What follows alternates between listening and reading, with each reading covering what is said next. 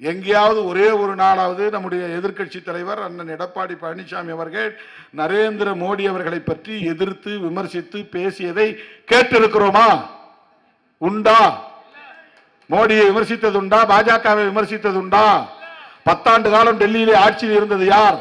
காங்கிரஸ் இருந்ததா? திமுக இருந்ததா?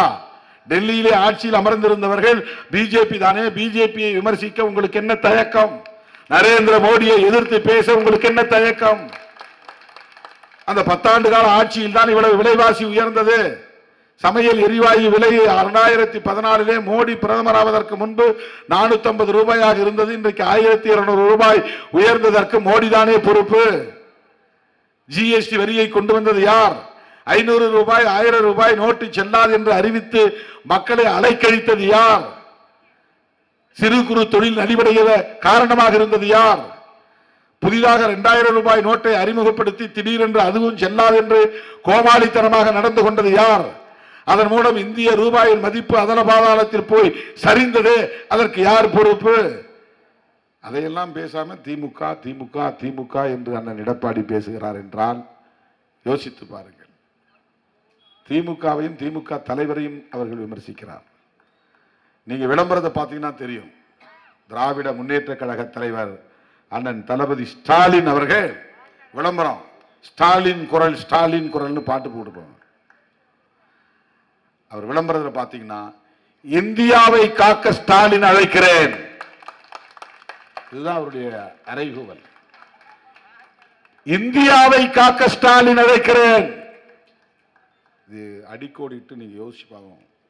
இந்தியாவை காப்பாற்றுவதற்கு தமிழ்நாட்டில் கட்சி நடத்துகிற திராவிட முன்னேற்ற கழக தலைவர் கவலைப்படுகிறார், போராடுகிறார், திட்டமிடுகிறார், தேர்தல் வியூகம் வகுக்கிறார். கடந்த 2 ஆண்டுகளாக அகில இந்திய அளவில் பல தலைவர்களை சந்தித்து அவர்களை எல்லோரையும் ராகுல் காந்தி கரங்களை பற்றுவதற்கு அடித்தளமிட்டார்.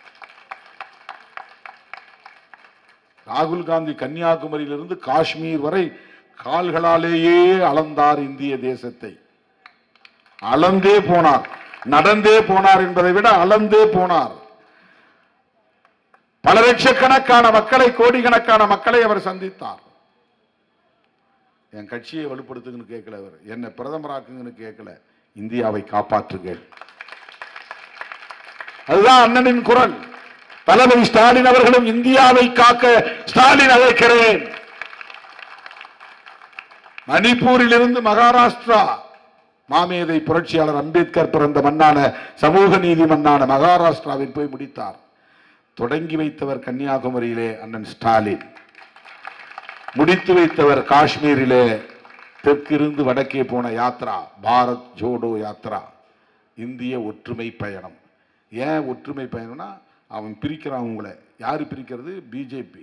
எப்படி பிரிக்கிறான்? நீ இந்து, அவன் முஸ்லீம், நீ இந்து, அவன் கிறிஸ்டியன், அவன் பைபிளை கொளுத்து, அவன் குரானை கொளுத்து, மசூதியை இடி, தேவாலயத்தை இடி, பாதிரியார்களை அடி, மக்களை பிளவுபடுத்துகிறான். இதுதான் ஆர்எஸ்எஸ், இதுதான் பிஜேபி, இதுதான் விஸ்வ இந்து பரிஷத், இதுதான் பஜ்ரங் தள். இந்த அமைப்புக்கு எல்லாத்துக்கும் பேர் தான் சங் பரிவார்னு பேரு. சங்குன்னா சங்கம், பரிவாரம்னா குடும்பம். இந்தியில பரிவாரம்னா குடும்பம், தமிழ்ல சங்க பரிவாரம்னா ஆர்எஸ்எஸ் உடைய குடும்ப அமைப்புகள். இவனுக்கு எல்லாத்துக்கும் ஒரே நோக்கம்தான். அந்த நோக்கம் என்னன்னா, இந்த நாட்டுக்கு பெயரை மாற்றணும், இந்த நாட்டுக்கு ஒரு மதத்தை அறிவிக்கணும். அதுதான் உடைய நோக்கம்.